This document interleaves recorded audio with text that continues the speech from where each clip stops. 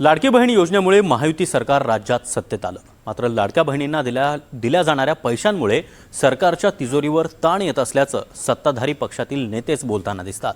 त्यावरून विरोधकांनीही अनेकदा सरकारला घेरण्याचा प्रयत्न केलाय। आता हिवाळी अधिवेशनात देखील हा मुद्दा चांगलाच उपस्थित झालाय। तेव्हा मात्र मुख्यमंत्री देवेंद्र फडणवीस हे संतापल्याचं पाहायला मिळालं।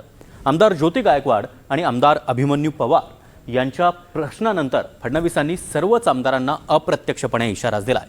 देवेंद्र फडणवीस नेमकं का संतापलेत पाहूया त्या संदर्भातला हा एक रिपोर्ट।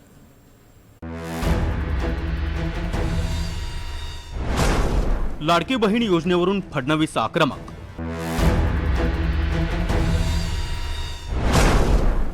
अभिमन्यू पवार ज्योती गायकवाडांना फडणवीसांनी सुनावलं।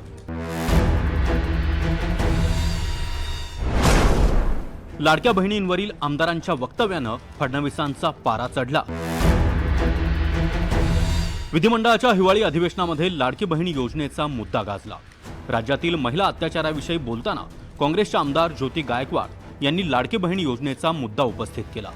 तर भाजपचे आमदार आणि फडणवीसांचे विश्वासू अभिमन्यू पवार यांनीही अवैध दारू विक्रीविषयी बोलताना लाडक्या बहिणींचा उल्लेख केला।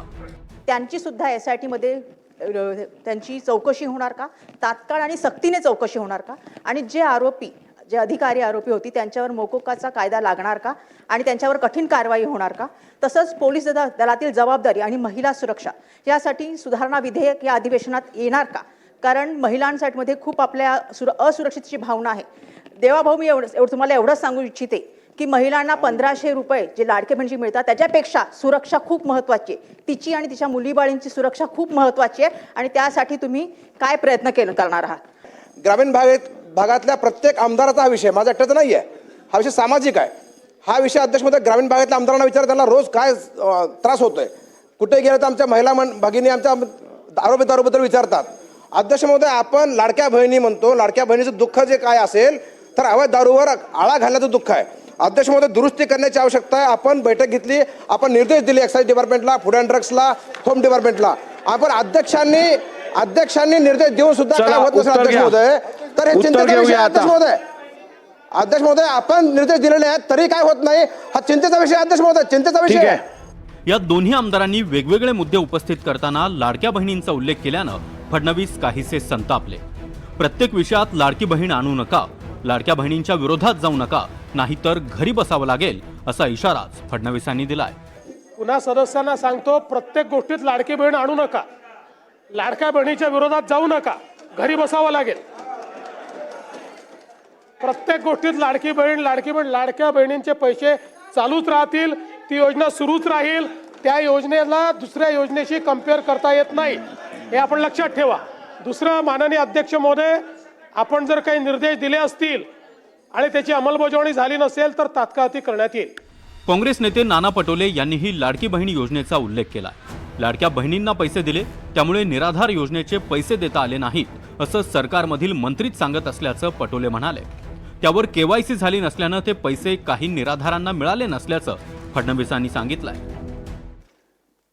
तुम्ही लाडक्या बहिणीचं कोणालाच विरोध नाहीये, तुम्ही योजना चालवता त्याचाही काही विरोध नाही, फक्त लाडक्या बहिणीचं खापर तुम्ही या योजनेला आम्ही देऊ शकत नाही कारण की लाडक्या बहिणीला आम्ही पैसे दिलेले तुमचे मंत्रीच सांगतात, काय आम्ही नाही म्हणत। त्यामुळे तसं फोडू नका त्यांच्यावर, काही सगळ्या योजना निराधारचे पैसे सुद्धा तुम्ही देत नाही। नाना भाऊंनी पहिले जे सिलेबसच्या बाहेर बोललेलं आहे त्याचे उत्तर देऊन देतो, कारण रेकॉर्डवर चुकीचं जाऊ नये। निराधारचे कोणतेही पैसे रोखलेले नाहीत, उलट आता व्यवस्था अशी केली आहे, पूर्वी निराधारचे पैसे कलेक्टरकडे तिथनं खाली आता थेट खात्यात देतो। आता फक्त ज्या लोकांचे केवायसी होऊ शकले नाहीत, प्रत्येक जिल्ह्याला सांगितलेलं आहे 10% लोक आहेत की ज्यांचे केवायसी अद्यापही झालेले नाहीत, जिल्हाधिकाऱ्यांना त्याचे टार्गेट दिलेले आहेत, ते केवायसी झाल्यानंतर अशी व्यवस्था केली आहे की निराधारचे पैसे हे 1 तारखेला त्यांच्या खात्यामध्ये जातील। आणि म्हणून हा सिलेबसच्या बाहेरचा प्रश्न असला तरी उगीच लोकांना वाटेल की आम्ही कुठले तरी हे पैसे थांबवलेले आहेत। लाडकी बहीण योजना महायुतीसाठी हुकमी एक्का ठरली आणि फडणवीस सरकार सत्तेत आलं।